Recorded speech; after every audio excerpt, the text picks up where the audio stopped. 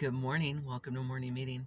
So here's what's on my mind this morning. I was listening to an episode of the Daily Stoic podcast, Ryan Holiday's podcast, and he's talking about contempt, but what he's talking about really is the language we use to describe something and how that can influence our opinion of that something. So one of his examples was Marcus Aurelius talking about wine and how he could have the finest wine of the time, but that he would remind himself that it's just, smashed up grapes, that sort of thing. So bringing things down a peg.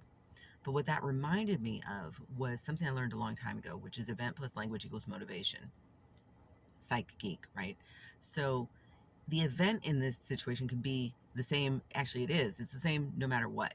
The event always stays the same. But the language we use to describe the event is what then changes our motivation around the event.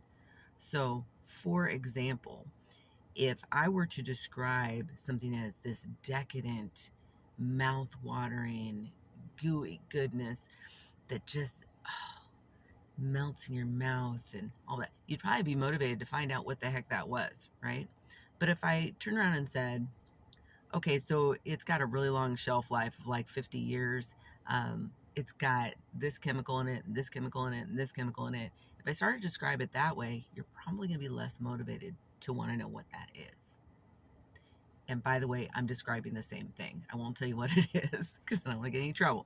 But the event stays the same. The language we use to describe the event is what then motivates us to action or inaction, as the case were, because that could happen too.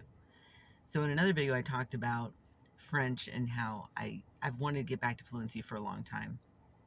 And some of my language around that event, this learning French and becoming fluent in French, some of my language around that, just mental language, my self-talk has been about, oh my God, I'm just so tired of trying to do this. And I'm so much older now, and it was so much easier when I was younger, which is true. It is easier when you're younger to learn a language, but you can learn a language as an adult too. You have different ways of doing it, and there's some strong experiences that you might have or other experiences that help contribute to your learning the language actually easier or more easily than the younger person who doesn't have that breadth of experience. But in any case, talk about language.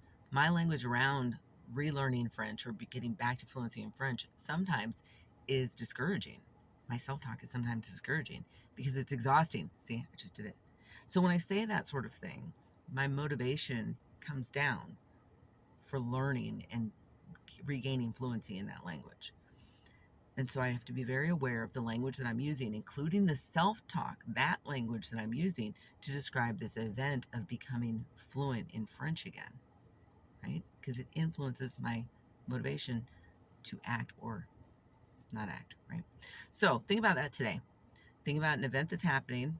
It could be any kind of event that's happening in your life, and the language that you're using to describe that event, and see how it affects your motivation to engage or not engage regarding that event. And then leave a comment. See ya.